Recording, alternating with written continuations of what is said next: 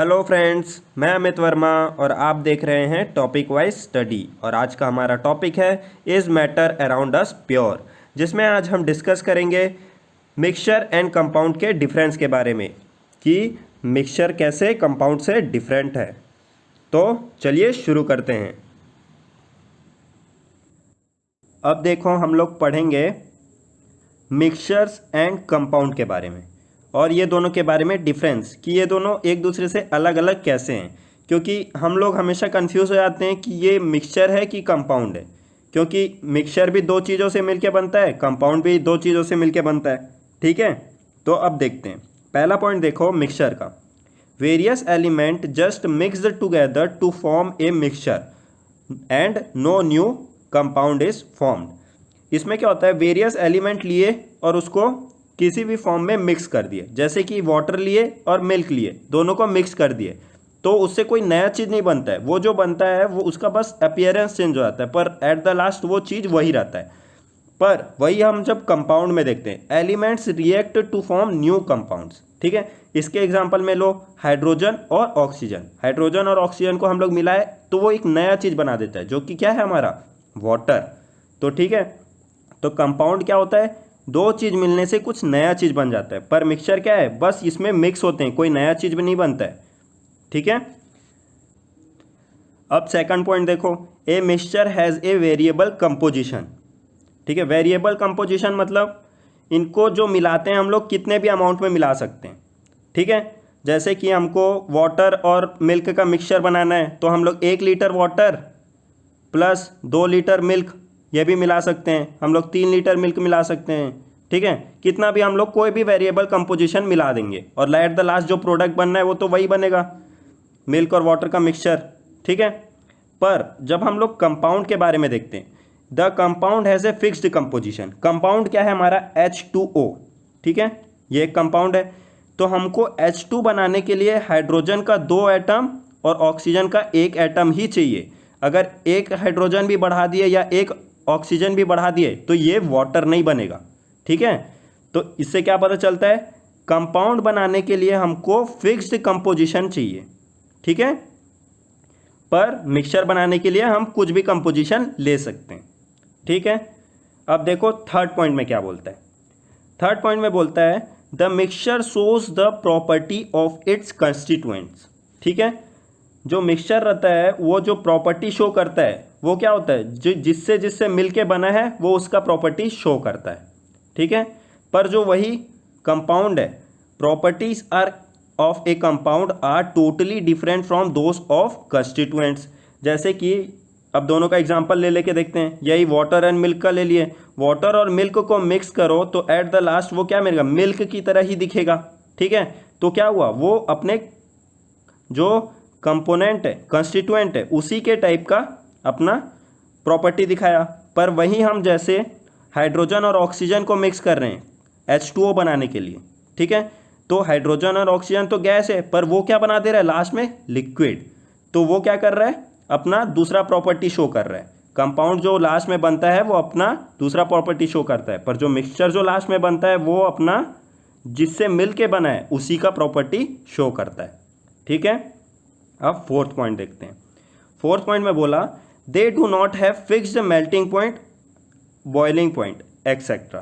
ठीक, but compound का क्या होता है, फिक्स्ड मेल्टिंग पॉइंट और बॉइलिंग पॉइंट होता है। अब इसका एग्जांपल देखते हैं।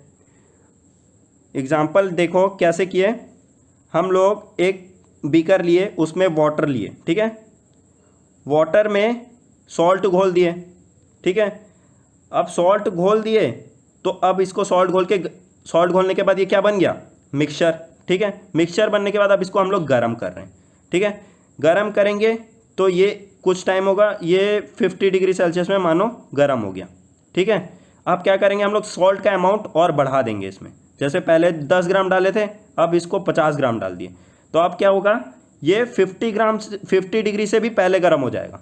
ठीक है, जो कि 50 डिग्री से पहले गर्म होकर कितना 30 डिग्री में गर्म हो जाएगा।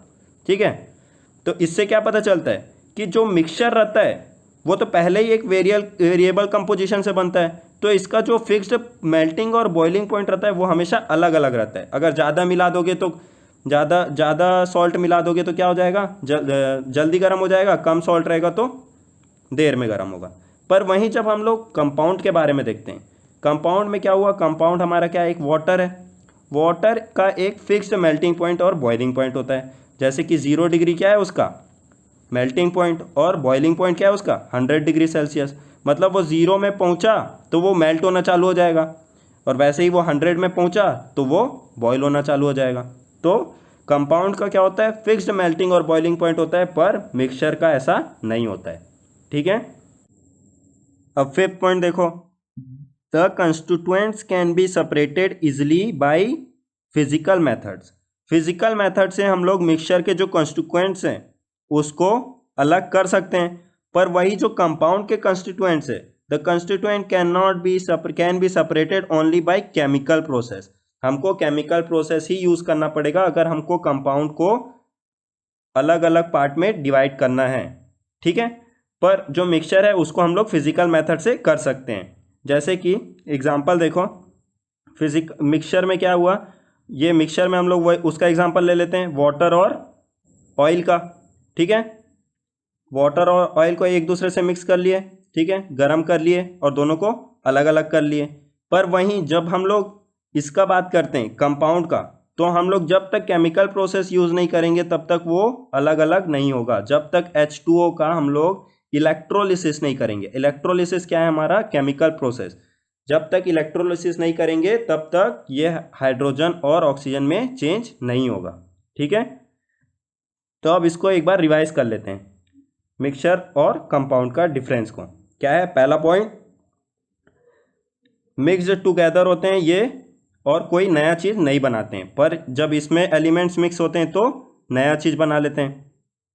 सेकंड क्या होता है, वेरिएबल कंपोजिशन होता है। कितना भी अमाउंट दो चीज़ का कितना भी अमाउंट मिक्स कर दो तो वो क्या बनते हैं, मिक्सचर। पर अगर फिक्स्ड अमाउंट उनका मिक्स करोगे तो क्या बनेंगे, वो कंपाउंड।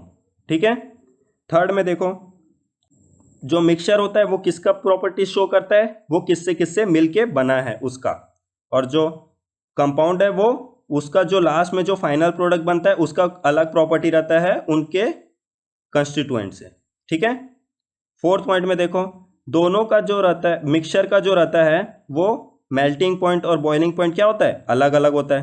पर जो अलग अलग रहता है मतलब फिक्स नहीं रहता है, उसका कंपोजिशन चेंज करो मतलब उसका अमाउंट चेंज करो, उनका मेल्टिंग पॉइंट और बॉइलिंग पॉइंट चेंज होते जाएगा। पर कंपाउंड का ऐसा नहीं है, कंपाउंड का एक फिक्स्ड मेल्टिंग पॉइंट और बॉइलिंग पॉइंट होता है।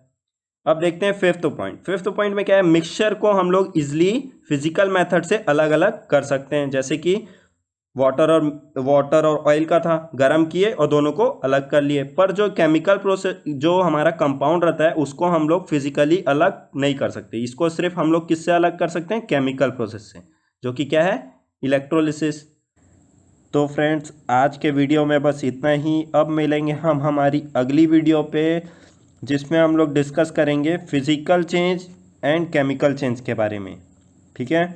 और एक इफ़ेक्ट होता है टिंडल इफ़ेक्ट, उसके बारे में भी थोड़ा डिस्कस करेंगे। तो तब तक के लिए goodbye and have a nice day and keep watching.